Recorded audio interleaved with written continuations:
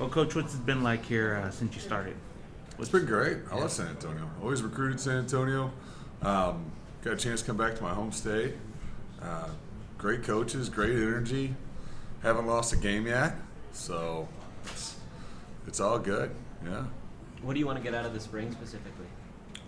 This spring, try to establish our culture as a football team, but also our culture on special teams. Try to identify a working too deep and just basic communication terms, and just an idea going into the fall. A few of the special situations, but mostly just creating a nomenclature and a common idea and culture of what we're trying to accomplish on special teams. You got a few guys that are turning some talent into some of the skilled positions of special teams. Talk about those guys. Well, I've heard. Yeah. You know what I mean? Yeah. I've gone back and I've watched some tape. I try not to take on too many notes or anything like that. I'm sure they were all bought in and everything last year, but I know sometimes when things aren't going your way, things slip. Sometimes the first thing you know is the special team. So I tried to put too much weight into whatever was going on last year, but I did look at some of the specialists and some of the guys running around, and I probably coached against UTSA more than I have coached against UTSA more than any other program I've been at. When I was at South Alabama, we started our program at the same time. Then I was in North Texas for 4 years and always played UTSA. So I feel like I got a pretty good feel, even though it was different players. But the one big thing I always noticed playing or coaching against UTSA was the speed and the violence, and it was always a team you knew you're gonna get into a fight with. One that were proud of playing here and in this arena and in these environments, and one that kind of represented the city well. So those were all things that looked attractive to me, and so just kind of getting into the spring, trying to make sure we keep all that stuff together and kind of help develop that personality. What about your journey here to San Antonio? Can you walk us through how the opportunity came up and how It was 25 hours. I got into it by truck, and I drove through parts of the country that looked like the moon. It was a 25-hour drive. You're talking about the hiring process? Yeah, sorry about that. Okay. So I'm from East Texas, right? So Coach Traylor and I have that in common. His brother, Kurt, our tight ends coach, coached the high school that I went to. And I absolutely loved where I was. Great head coach. We really turned the corner, I feel like, on special teams there. But a chance to come back home, come back to Texas. I've been all over the world. San Antonio's my favorite city.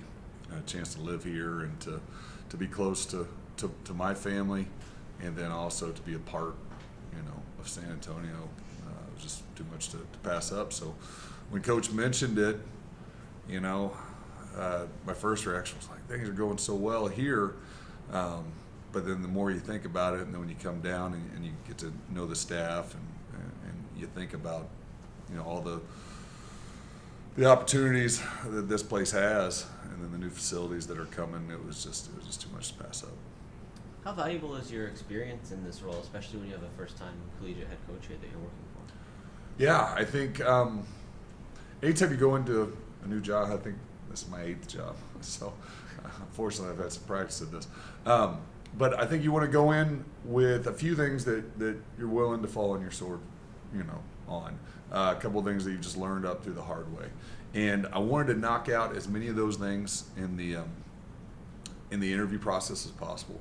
So these are the things I really believe in. These are the things that I feel like I need, having been at the group of 5 level for quite a while. These are the things I feel like I have to have in order to be successful, so that our special teams can help our offense and our defense and help our team win football games. So we tried to knock out most of that stuff during the interview process and through our discussions there. But otherwise, I wanted to try to be open-minded. We got a really good staff, full of people from all over the place, and with a lot of different special teams experience. So this should be an organic deal. Our punt team should look a little bit different. Our kickoff return flavor should be a little different based on the other coaches we have in the room and the personnel that we have. So I think really just knowing the special situations that could come up in the game. As a coach that now I coach a lot less offensively and defensively. It was the same way the last place I was at. So what this 10th coach has kind of helped evolve in is not only special teams but also special situations. So I think learning to look out for those things. And I'm not going to make those decisions for the head coach. Coach Traylor knows exactly what he's doing. He's going to have a plan for everything. But being in his ear, hey, this is coming up. We need to make a decision. Here's option A, here's option B.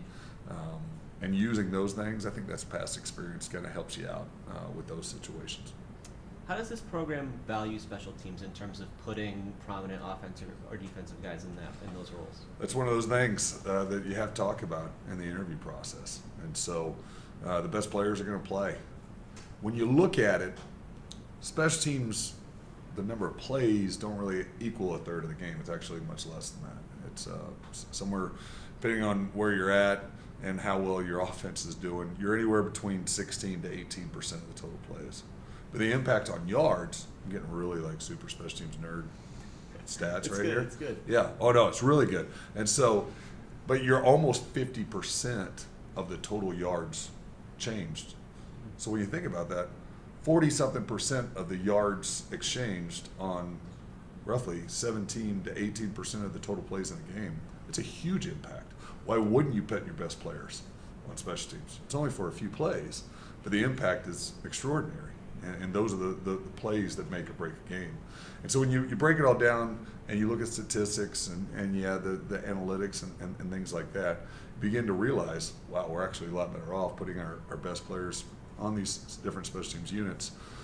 But that being said, you also, if they're a huge part of your offense or defense, they're probably not going to be starting on every unit. You know what I mean? There's going to be some that, only make an appearance on this unit versus that unit, because I need everything I can out of them on special teams. But at the same time, why am I doing that? We're losing ball games because, we're not concentrating on what we're doing offensively or defensively either. So it's a balance, and some of that experience is going to help out, kind of get through the spring, get through fall camp. Coach, what about the energy? How important is that? And someone told me you're a high energy guy. Yeah, I don't think you can do this job if you don't, right? If you're not energetic, then the rest of the team's not going to be energetic, right? I mean, we just said it. Like, I get 17% of the total plays. So I got to show up. I got to have juice. I got to have energy.